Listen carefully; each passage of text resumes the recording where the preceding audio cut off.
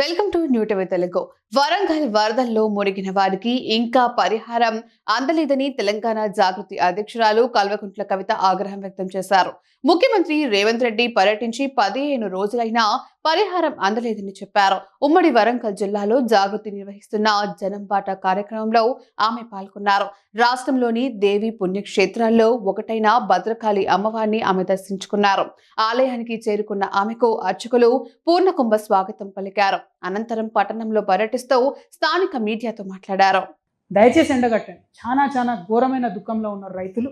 ప్రత్యేకించి పంట నష్టం మొంతా తుఫాన్ వచ్చిన తర్వాత ఖమ్మం, వరంగల్ అనేక తెలంగాణ జిల్లాల్లో నష్టం జరిగితే ముఖ్యమంత్రి గారు మొక్కుబడిగా రివ్యూ చేసి 10,000 ఇస్తామన్నారు.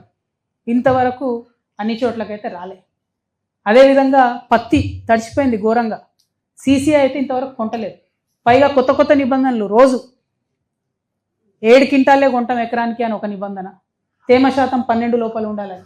ఇంత వాన పడ్డాక 12% లోపల ఎట్లుంటుంది తేమ శాతం? క్వశ్చనే లేదు. నిన్న నర్సంపేట పోతే అక్కడ పత్తి రైతులంతా కూడా తీవ్రమైన బాధలో ఉన్నారు.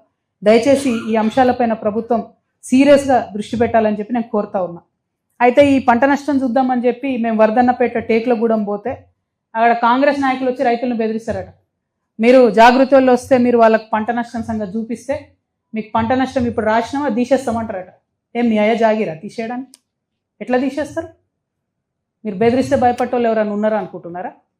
ఇప్పటికే కనీసం ప్రతి ఒక్క పొలాన్ని చూసి రాసుకుంటలేరు అని చెప్పి నెత్తినోరు మొత్తుకుంటున్నారు.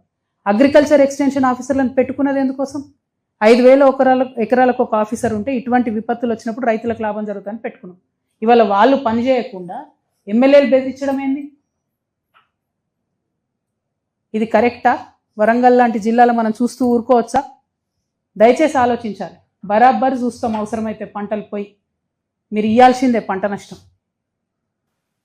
అదేవిధంగా ఇక మన వరంగల్ ఈస్ట్ వెస్ట్ సంగతి మీకు తెలిసిందే. నిన్నగాక మొన్న వరదలు వచ్చినాయి. చాలా దారుణమైన పరిస్థితి. మేము కూడా పోయి చూసి వచ్చినాం. అక్కడ ముఖ్యమంత్రి గారు వచ్చిపోయి కూడా 15 రోజులైంది. ఇంతవరకు ఒక్క రూపాయి కూడా ఇవ్వలేదు. ఇవ్వాలి వెంటనే పంట వరద ముంపు బాధితులకు అని చెప్పి నేను డిమాండ్ చేస్తూ ఉన్నా. మరి వరద ఎందుకు వచ్చిందని చెప్పి బాగా లోతుగా ఆలోచన చేస్తే వరంగల్ని స్మార్ట్ సిటీ చేయాలనుకున్నాం. తెలంగాణ రాగానే 900 కోట్ల రూపాయలు వచ్చినాయి 10 ఏళ్లలో. అది 2 ఎమ్మెల్యేలు చెప్పుకున్నారు వరంగల్ ఈస్ట్ వెస్ట్ వాళ్ళు. అది మీ అందరికి కూడా తెలుసు. అయితే 200 కోట్లు భద్రకాళి చెరువులో పోసి అభివృద్ధి చేసినామని పాత ప్రభుత్వం చెప్పింది. ఇప్పుడు వచ్చిన కొత్త ప్రభుత్వం లేలే మీరు 200 కోట్లు ఆ చెరువులు ఎట్లా పోస్తారు, మేము ఇంకో 300 కోట్లు వస్తామని వాళ్ళు ఇంకో 300 కోట్లు పోసి మత్తడి దగ్గొట్టేసారు. గేట్లు పెట్టలేదు. 6 నెలల నుంచి అందరూ అడుగుతుంటే గేట్లు పెడతాం అనుకుంటే టైంపాస్ చేసారు. ఆ గేట్లు పెట్టలేదు కాబట్టి ఇలా వచ్చిన వరదతోని మొత్తం కూడా కంప్లీట్గా వాటర్ అంతా పోయి మరి ఎక్కడి నుంచి మత్తడి ధ్వంసం చేయడంతో గేట్లు పెట్టడం మర్చిపోతే అలంకార్ నాలా మీదుగా పెద్దమ్మగడ్డ, కాకతీయ కాలనీ ఫేజ్ 1, 2 2 మునిగినాయి.